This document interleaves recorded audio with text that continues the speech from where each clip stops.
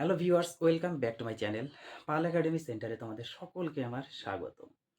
আজকে class 10-এর life science অর্থাৎ জীবন বিজ্ঞান বইয়ের প্রথম যে অধ্যায়টি আছে সেই অধ্যায়ের 1 এবং 2 এই দুটো পাতা তোমরা যদি একটু তোমাদের বইয়ের রিডিং পড়ো তাহলে তোমরা সেখানে দেখবে যে ওই যে দুটো পাতার মধ্যে কত ধরনের টপিকস তার মধ্যে তোমরা দেখতে পাবে বা বিভিন্ন ধরনের বিষয় তার মধ্যে আলোচনা করা রয়েছে। এবং এই দুটো পাতার মধ্যে বা পেজের মধ্যে যে টপিকস বা যে বিষয় নিয়ে তোমাদের পড়তে হবে বা বিষয়গুলি জানতে হবে, আজকের এই টিউটোরিয়ালে তোমাদের সাথে সম্পূর্ণ আমি বিস্তারিত আলোচনা করব। তোমরা যদি আমার বোর্ডে একটু খেয়াল করো তাহলে দেখতে পাবে যে আমি অলরেডি একটু লিখে রেখেছি, সেটা হচ্ছে দশম শ্রেণীর লাইফ সায়েন্স অর্থাৎ জীবন বিজ্ঞান। আজকে যেহেতু লাইফ সায়েন্সের ক্লাস, সেহেতু প্রথম যে অধ্যায়টি আছে সেই অধ্যায়ের আমি নামটা একটু লিখে রেখেছি, control and coordination in living organism, অর্থাৎ জীব জগতের নিয়ন্ত্রণ ও সমন্বয় বলে যে অধ্যায়টি আছে। প্রথম অধ্যায়, আমি বারবার বলছি কিন্তু প্রথম অধ্যায়, প্রথম অধ্যায়ে মধ্যে যে টপিকস বা যে বিষয়টি আমাদের জানতে হবে সেটি হলো প্রথমে সেন্সিটিভিটি। সেন্সিটিভিটি নামে একটা ওয়ার্ড আছে, যার বাংলা হচ্ছে, যার বাংলা আমাদের জানতে হবে। এই যে সেন্সিটিভিটি, এই সেন্সিটিভিটি ওয়ার্ডটার একটা মিনিং যেটা হচ্ছে সংবেদনশীলতা। এই সংবেদনশীলতা কি, এই বিষয় সম্বন্ধে আমাদের বুঝতে হবে। এবং and response in plants, response মানে হচ্ছে সাড়া দেওয়া বা সাড়া প্রদান, প্লান্টস মানে হচ্ছে উদ্ভিদের। তার মানে sensitivity or response in plants অর্থাৎ উদ্ভিদের সংবেদনশীলতার সাড়া প্রদান নিয়েই আজকে তোমাদের এই টিউটোরিয়ালে বিস্তারিত আলোচনা। তোমরা ক্লাস 9-এ পড়েছো না? একটু খেয়াল করো তো, ক্লাস 9-এ তোমরা জীবন কি, জীবন কি বা জীবন কাকে বলে, জীবন বিষয় বা জীবন সম্বন্ধে সম্পূর্ণ তোমরা বুঝেছো, জেনেছো। এবং সেখান থেকে জীবনের যে বৈশিষ্ট্য, কত ধরনের যে বৈশিষ্ট্য, সেই বিষয়গুলি তোমরা জানো, সকলেই জানো। আজকে আমাদের জানতে হবে আরেকটি বিষয় নিয়ে। সেটি কি? সেটি হচ্ছে আমাদের পরিবেশের বিভিন্ন পরিবর্তন। কথাটা একটু মনে রাখতে হবে যে আমাদের পরিবেশের বিভিন্ন পরিবর্তন এবং উদ্দীপকের সাপেক্ষে, উদ্দীপকের সাপেক্ষে জীবের সাড়া দেওয়ার ক্ষমতাকে কি বলা হয়, এই বিষয়টা আগে আমাদের একটু বুঝতে হবে। কি বললাম? পরিবেশের বিভিন্ন পরিবর্তন এবং উদ্দীপকের সাপেক্ষে জীবের সাড়া দেওয়ার ক্ষমতাকে কি বলা হয়, এই বিষয়টা আমরা আগে জানব। তোমরা কি এই যে কথাটা যে আমি বললাম, এই কথা থেকে কখনো কি তোমরা একটু খেয়াল করেছো যে পরিবেশের বিভিন্ন পরিবর্তন বলতে কি বোঝানো হয়েছে এবং উদ্দীপকের সাপেক্ষেই বা জীবের সাড়া প্রদান বা সাড়া কেন দিচ্ছে, এই কথার মধ্যে একটু বুঝতে হবে। কখনো বোঝার চেষ্টা করেছে এই কথাটা? কখনো বোঝার চেষ্টা তোমরা করনি, কিন্তু আজকে তোমাদের বুঝতে হবে এবং বিষয়টা সম্বন্ধে তোমাদের জানতে হবে যে এই যে আহ, আহ, পরিবেশের বিভিন্ন পরিবর্তন, বিভিন্ন ধরনের পরিবেশের পরিবর্তন হয়ে থাকে। কেমন? পারিপার্শ্বিক পরিবেশের, পারিপার্শ্বিক পরিবেশ আমাদের সব সময় পরিবর্তনশীল। পারিপার্শ্বিক পরিবেশ আমাদের সব সময় হচ্ছে পরিবর্তনশীল, অনবরত পরিবর্তনশীল হতে পারে। হতে পারে মানে হতে আছে বা হচ্ছে আমাদের পারিপার্শ্বিক পরিবেশ। এখন এই পারিপার্শ্বিক পরিবেশের যে অনবরত পরিবর্তনশীল বা প্রতিনিয়ত যে পরিবর্তন হচ্ছে, কি বিষয়ে বা কোন টপিকসে কোন ধরনের পরিবর্তন হয়, সেই বিষয় নিয়ে আমাদের কথা বলতে হবে, জানতে হবে, তোমাদের শিখতে হবে, তাই না? সাপোজ মনে করো, সাপোজ মনে করো গ্রীষ্মকাল, গ্রীষ্মকালে প্রত্যেকটি দিন বা প্রতিটি দিনের যে গরম, প্রত্যেকটি দিনের গরম কি সব সময় সমান থাকে? গ্রীষ্মকালে প্রত্যেকটি দিনের গরম কি সবসময় সমান থাকে? সবসময় সমান থাকে না। কিংবা বছরে ৩৬৫ দিন, এক বছর মিন্স ৩৬৫ দিন, এই যে বছরে ৩৬৫ দিনের যে কোনো দিন হতে পারে, যে কোনো দিন, সকাল থেকে শুরু করে সন্ধ্যার আগ পর্যন্ত গরম এবং সূর্যের কিরণের তীব্রতা, কি বললাম, যে কোনো একটা দিন বা যে কোনো দিন সকাল থেকে শুরু করে সন্ধ্যা আগ পর্যন্ত গরম এবং সূর্যের যে তীব্রতা সবসময় কিন্তু সমান থাকে না। থাকে কি? কখনোই সমান থাকে না। এমন দিন আছে দেখা গেল যে তোমাদের আধা ঘন্টা বা ১ ঘন্টা এক রকমের টেম্পারেচার বা তাপমাত্রা বা তীব্রতা দিচ্ছে আমাদের, পরবর্তী ২ ঘন্টা আবার অন্য ধরনের ওয়েদারে পরিণত হতে পারে। এরকম হয়। এই ধরনের যে পরিবেশের যে পরিবর্তন, এটা ২ ধরনের বা ২টো ক্যাটাগরির মধ্যে হতে পারে। সেটা কি? একটা অনুকূল পরিবর্তন বা সুবিধাভোগী আমরা বলতে পারি। অনুকূল পরিবর্তন বা সুবিধাভোগী বলতে পারি। কেন বলতে পারি? এই ধরনের টেম্পারেচার কখনো আমাদের আরামদায়ক দিচ্ছে, আবার কখনো ক্ষতিকর হিসাবে আমাদের দিচ্ছে। তাহলে এই যে আরামদায়ক বা অনুকূল, এটা একটা ক্যাটাগরি, এবং আরেকটা হচ্ছে প্রতিকূল পরিবেশ আমরা বলতে পারি, যেটাকে হচ্ছে ক্ষতিকর পরিবেশ হিসাবে আমরা ধরতে পারি। এখন এই যে আমাদের উত্তেজনা বা উদ্দীপকের সাহায্যে পরিবেশের এই পরিবর্তন, তাই না? পরিবেশের এই পরিবর্তন উদ্দীপকের সাহায্যে কি করছে? আমাদের প্রাণী জগৎ এবং উদ্ভিদ জগৎ সাড়া দিচ্ছে। কি বললাম? পরিবেশের যেই পরিবর্তন, সেই পরিবর্তনটা আমাদের প্রাণী জগৎ এবং উদ্ভিদ জগৎ কি করছে? উদ্দীপকের সাহায্যে সাড়া দিচ্ছে। এই যে সাড়া দেওয়ার ঘটনাকেই বলা হচ্ছে একটা কথা, সেটা হচ্ছে, আমি একটু লিখে রেখেছি, স্টিমুলাস। অর্থাৎ স্টিমুলাস মিন্স উদ্দীপক। তাহলে এই যে সাড়া দেওয়া যে ঘটনা, উদ্দীপক, তাহলে উদ্দীপক কাকে বলে? আমরা প্রথমে বলেছি না, পরিবেশের বিভিন্ন পরিবর্তন এবং উদ্দীপকের সাপেক্ষে জীবের সাড়া দেওয়ার যে ক্ষমতা, সেই ক্ষমতাকে বলা হচ্ছে আমাদের উদ্দীপক। তাহলে উদ্দীপক সম্বন্ধে তোমাদের সম্পূর্ণ ক্লিয়ার, সম্পূর্ণ বুঝেছো তোমরা। এইবার তোমরা যদি একটু বোর্ডে দেখো, তাহলে আমি একটু লিখে রেখেছি যে উদ্দীপক বা স্টিমুলাস কি বা কাকে বলে। আমরা যদি একটু পরিষ্কারভাবে এবার বলতে চাই, তাহলে দেখো কি, পরিবেশের যে কোনো বা যেসব পরিবর্তন, পরিবেশের যেসব বা যে ধরনের পরিবর্তন জীবের দ্বারা শনাক্ত হয়, জীবের দ্বারা শনাক্ত হতে হবে। পরিবেশের যেসব পরিবর্তন জীবের দ্বারা শনাক্ত হয় এবং জীবের সাড়া প্রদানে সাহায্য করে। আমি কিন্তু কথাটি তাই বলেছি। পরিবেশের যেসব পরিবর্তন জীবের দ্বারা শনাক্ত করতে হবে, যে কোনো ধরনের পরিবর্তন জীবের দ্বারা শনাক্ত করতে হবে, এবং জীবের সাড়া প্রদানের সাহায্য যদি করে থাকে, জীবের সাড়া তো দিতেই হবে, তাকেই আমরা বলবো হচ্ছে স্টিমুলাস বা উদ্দীপক। এই উদ্দীপক কথাটা তো আমাদের এখানে সুন্দরভাবে কিন্তু একদম পরিষ্কার, কত সুন্দরভাবে এখানে ব্যাখ্যা করে দেওয়া আছে। এই যে উদ্দীপক বা স্টিমুলাস ২ ধরনের হয়। শুধু ২ ধরন বললে ভুল হবে। উদ্দীপকের মধ্যে অনেক ক্যাটাগরি আছে। অনেক ক্যাটাগরির মধ্যে ২টো খুব ইম্পর্টেন্স, যেটা সেই ২টো ইম্পর্টেন্স যে বিষয়, সেই বিষয়টা আমরা একটু জেনে নিই। একটা হলো তোমাদের এক্সটার্নাল স্টিমুলাস।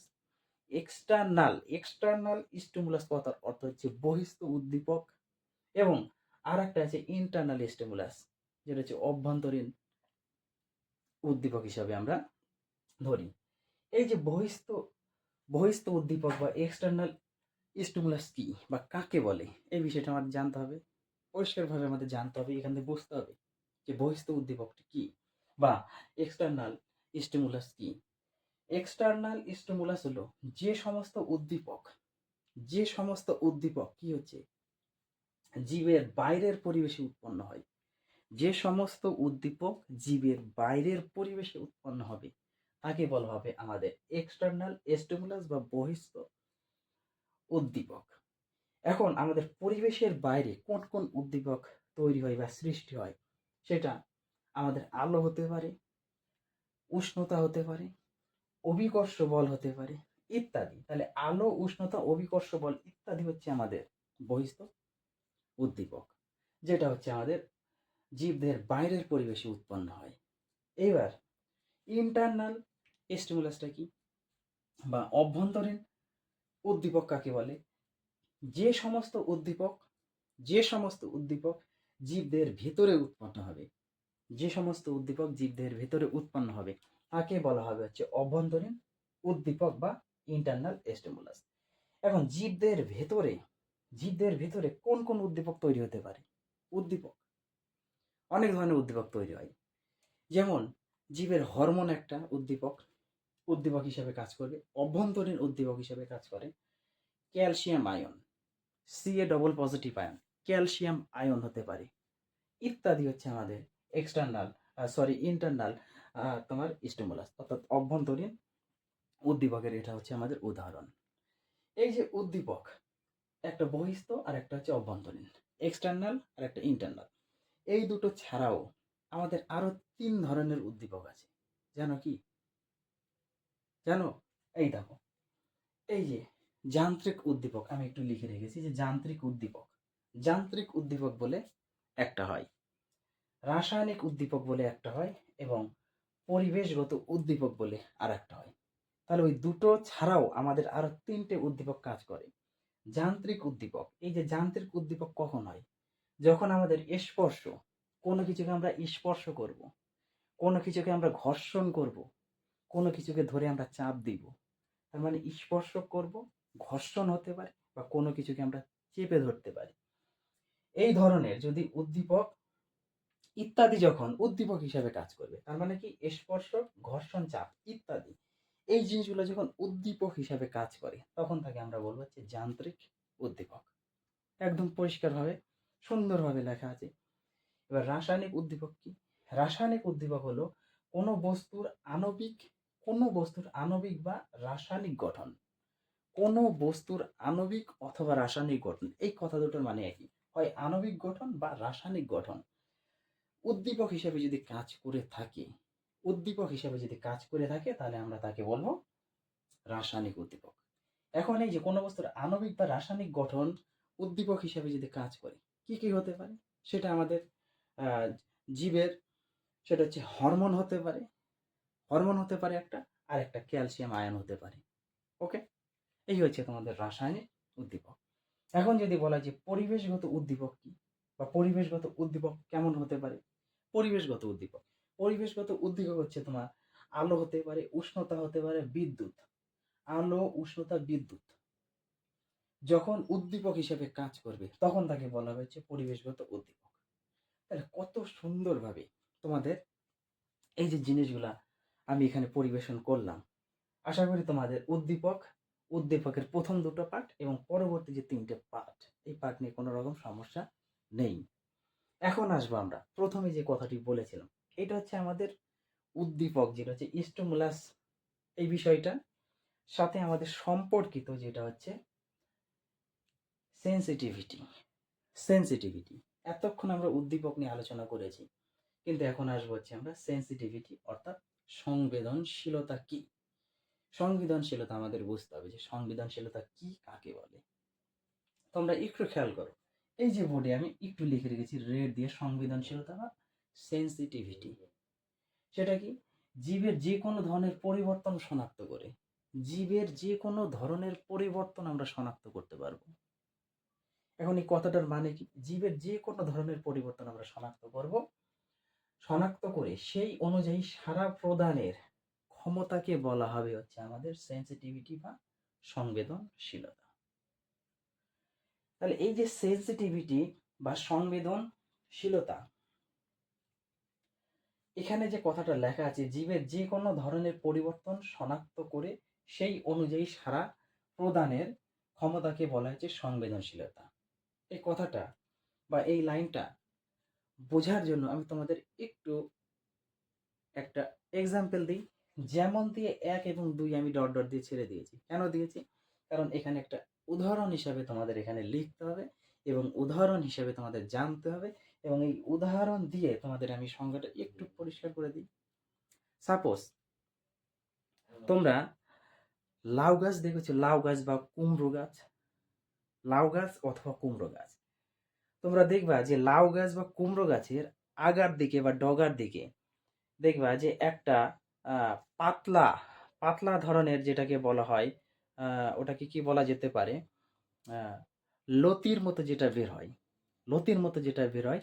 তোমাদের বইয়ে হয়তো এইটা ভাষাকে ইউজ করেছে, এটা হচ্ছে আহ, আকর্ষ বলে, আকর্ষ বলে যেটা তোমাদের বইয়ের ভাষাতে এটা ইউজ করা হয়েছে।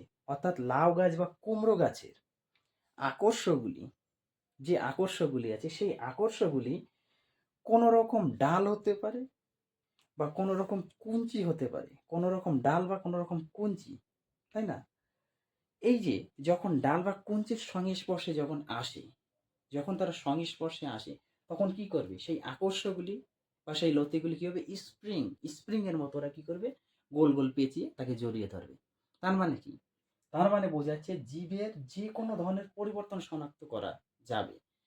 অর্থাৎ এই যে লাউ গাছ বা কুমড়ো গাছের ডগা, সে কি করেছে, তাদের চিহ্নিত করেছে কাকে, কোনো একটা ডাল বা কোনো একটা কুঞ্চিকে তে শনাক্ত করেছে, শনাক্ত করে সেই অনুযায়ী তাকে সাড়া দিয়েছে, সেই অনুযায়ী তাকে সাড়া দিয়েছে, তাই না? কারণ তার ক্ষমতা আছে যে সে যেভাবে তাকে স্প্রিং এর মতো পেঁচিয়ে ধরবে, তাকে এটা জড়িয়ে রাখার ক্ষমতা আছে। এই যে সাড়া দেওয়ার প্রবণতা বা ক্ষমতা, তাকে বলা হচ্ছে আমাদের সংবেদনশীলতা, পরিষ্কার, বা সেন্সিটিভিটি। তাছাড়া আরো হতে পারে আমাদের উদাহরণে লজ্জাবতী, লজ্জাবতী গাছের পাতাকে যখন আমরা স্পর্শ করি, তখন দেখবা যে লজ্জাবতী গাছের পাতা ধীরে ধীরে ধীরে ধীরে বন্ধ হয়ে যায় বা মুদে যায় বা মুড়ে যায়। এই হচ্ছে তোমাদের সংবেদনশীলতা বা সেন্সিটিভিটির আরেকটি উদাহরণ। এখন আরেকটা বিষয় আমি তোমাদের একটু বলে নিই। এতক্ষণ তো আমরা সম্পূর্ণ বললাম, যেটা হচ্ছে আহ, উদ্দীপক থেকে শুরু করে, তাই না? স্টিমুলাস থেকে শুরু করে, স্টিমুলাস কত ধরনের হলো, এক্সটার্নাল স্টিমুলাস, ইন্টারনাল স্টিমুলাস, তারপর সেন্সিটিভিটি, তাছাড়া আরো আমাদের যেটা শিখলাম যান্ত্রিক উদ্দীপক, রাসায়নিক উদ্দীপক এবং পরিবেশগত উদ্দীপক। এই যে সেন্সিটিভিটির মধ্যে আমরা দুটো উদাহরণও দিয়ে দিয়েছি। এখন এখন আরেকটু চিন্তা করো তো, চিন্তাটা হলো আমাদের পৃথিবীতে অধিকাংশ উদ্ভিদ, উদ্ভিদ তাই না, অধিকাংশ উদ্ভিদ হচ্ছে তাদের নির্দিষ্ট একটি স্থানে আবদ্ধ অবস্থাতে আছে। অধিকাংশ উদ্ভিদ নির্দিষ্ট একটি স্থানে কিন্তু আবদ্ধ অবস্থানে আছে। কেন? কারণ উদ্ভিদ তো এক জায়গা থেকে অন্য জায়গায় হেঁটে যেতে পারবে না, সেখানে ফিক্সড, অর্থাৎ সে যেখানে জন্মগ্রহণ করেছে বা যে জায়গাতে জন্মগ্রহণ করেছে সেই আবদ্ধ জায়গাতে সে সংবদ্ধ অবস্থায় আছে, পরিষ্কার। এখন প্রাণীদের তুলনায়, প্রাণীদের তুলনায় উদ্ভিদের যে সংবেদনশীল বা উদ্দীপক, সংবেদনশীল বা এখানে উদ্দীপক কথাটা আমরা ব্যবহার করতে পারি, এখানে সেন্সিটিভিটিটা না ইউজ করে আমরা উদ্দীপকটা। তাহলে প্রাণীদের তুলনায় উদ্ভিদের যে উদ্দীপক কি করা হয়, প্রাণীদের থেকে উদ্ভিদের উদ্দীপকের যে ক্ষমতাটা, সেই ক্ষমতাটা কি হচ্ছে, আমরা কম দেখতে পাই, তাই না? প্রাণীদের থেকে উদ্ভিদের উদ্দীপকের যে ক্ষমতা সেটা আমরা কম দেখতে পাই। স্বাভাবিক আমরা কম দেখতে পাবো, কেন? কারণ আমরা তো চলাফেরা করছি, আমরা তো সবসময় একটা উদ্ভিদের পাশে দাঁড়িয়ে তার উদ্দীপক বা যেটাকে বলা হয় স্টিমুলাস, ওর জিনিসটা তো আমরা কখনো খেয়াল করছি না, আমরা অটোমেটিক নিজেদের নিজেদের মতো চলছি। আর তারা ফিক্সড অবস্থাতে আছে, আমরা অনবরত চলাফেরা করছি। এই জন্যই হচ্ছে কি হচ্ছে, প্রাণীদের থেকে উদ্ভিদের যে আহ, উদ্দীপকের যে ক্ষমতা সেটা আমাদের কম চোখে পড়ে, পরিষ্কার। এখন কম চোখে যেহেতু পড়ে, সেহেতু এই যে উদ্দীপক, এই উদ্দীপকের সাহায্যেই কি হচ্ছে, এই যে উদ্দীপক, এই উদ্দীপকের সাহায্যেই উদ্ভিদেরা, উদ্ভিদেরা কি করছে, একটি নির্দিষ্ট স্থানেই আবদ্ধ থেকে, এই কথাটা কিন্তু মনে রাখতে হবে যে উদ্ভিদেরা উদ্দীপকের সাহায্যে একটি নির্দিষ্ট স্থানে আবদ্ধ থেকে তারা কি করছে, তাদের অঙ্গ প্রত্যঙ্গটাকে সঞ্চালন করছে, অঙ্গ প্রত্যঙ্গ তারা সঞ্চালন করছে বা তারা চলন সম্পন্ন করছে। তাহলে অঙ্গ প্রত্যঙ্গ সঞ্চালন বা চলন কথাটার মানে একই। এই যে চলন কথাটা, চলন নিয়ে তোমাদের আমি একটি ভিডিও আলাদাভাবে আপডেট করব। তো আজকে এই কথাটা একটু মনে রাখতে হবে যে সঞ্চালন করা বা চলন কথাটার মানে একই। এই বিষয়ে আমি আলোচনা করব। তাহলে তারা সঞ্চালন করছে বা চলন সম্পন্ন করছে। এখন উদ্ভিদের এই যে উদ্দীপক, উদ্ভিদের যে উদ্দীপক আমি ১ম এই বলেছিলাম না উদ্দীপক কিভাবে আমরা বুঝবো? স্টিমুলাস যেটা উদ্দীপকটা আমরা কিভাবে বুঝবো? এই যে উদ্ভিদের যে উদ্দীপক, এই উদ্দীপকটা সাধারণত কি হয়? ধীর বৃদ্ধিজ হয়। ধীরে বৃদ্ধিজ হয়। এখন উদ্ভিদের যে এই ধীর বৃদ্ধির যে উদ্দীপক, ধীর বৃদ্ধির উদ্দীপক বলতে কি বোঝানো হয় বা কি বিষয়টি এখানে বুঝতে হবে তো।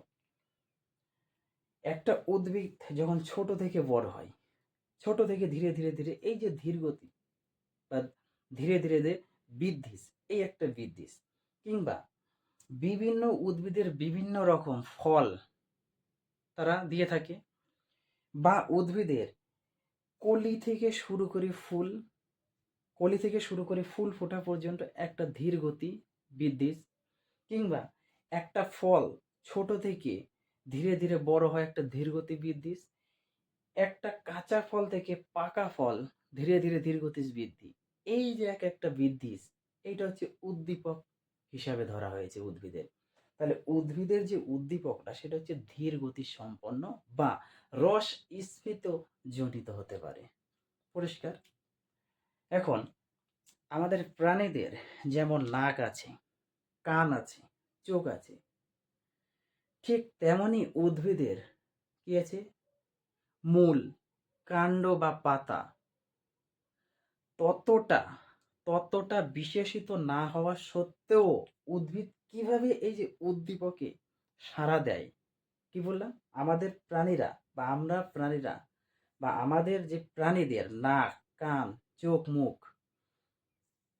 ইত্যাদি যেমন আছে, ঠিক তেমনি উদ্ভিদের কাণ্ড, মূল বা পাতা ততটা ততটা বিশেষিত না হওয়া সত্ত্বেও তারা কিভাবে উদ্দীপকে সাড়া দেয়, এই বিষয়ে এই পার্ট নিয়ে তোমাদের সাথে আমি আলোচনা করব সেকেন্ড সেকেন্ড টিউটোরিয়ালে।